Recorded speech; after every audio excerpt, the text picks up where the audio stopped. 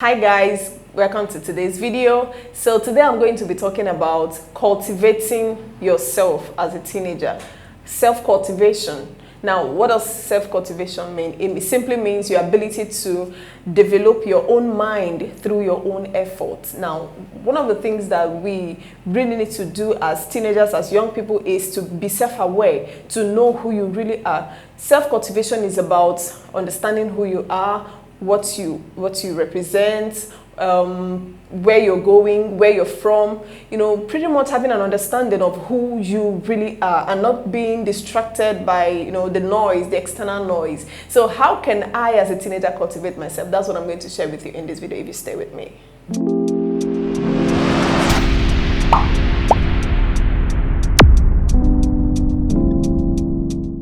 So the basic thing to do about self-cultivation is to develop your values. Now I'm going to talk about that today, and probably in the next video I'm going to talk about maybe some other points, but it's about developing core values with which you live your life, core values that are as a foundation or as a background upon which you live your life, the reason you do things the way you do them. Now values are about how you want people to look at you, how you want people to perceive you, the kind of person you want to be, how you want people to remember you. When they think about you, when people think about Precious, what do I want them to think about? What do I want them to see me as? Now that's not pretense, that's not trying to please people. It's about what you want to be reflecting in your daily lives. Now, some of the values that you can live your life with include value of love, care, selflessness, humility, value of punctuality, value of integrity, and a whole lot of them.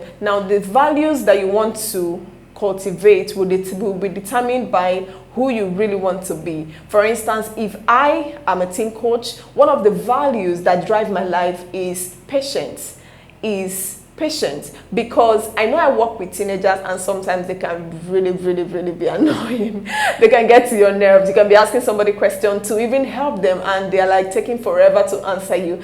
And I'm like, okay, I'm going to stay all day waiting for you to answer me.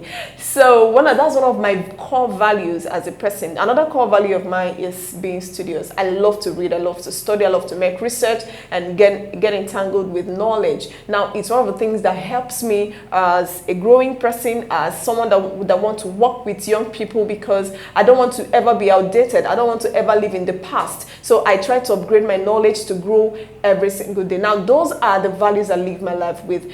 Your value will be dependent on the kind of person you want to be. I want to be a loving person, so I go out of my way to love. Now, another thing about cultivating value is that it doesn't just happen. It is work.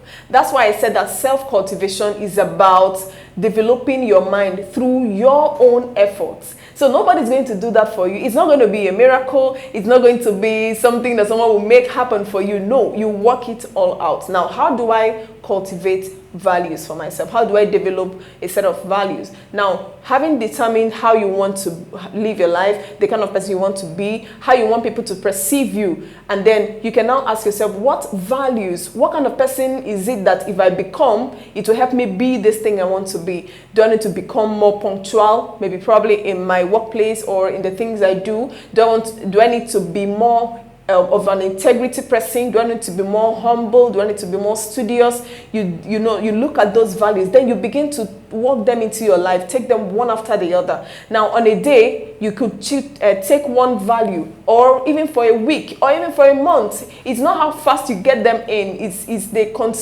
consistency that is more important. So you could pick, like I do, I could pick one value for a day, maybe value of love, empathy, and that day I'm conscious of it. In fact, I add it in my to-do list so that throughout the day, I'm thinking about it. I'm telling myself, Precious, you're a loving person. Precious, you're empathetic. You take care of people. You love people. It helps me to, keep regurgitating it, and, it doesn't leave me. It stays with me. It stays before me. Before you know it, the day is gone. Then at the end of the day, I'll ask myself, Precious, how much of a loving person were you today?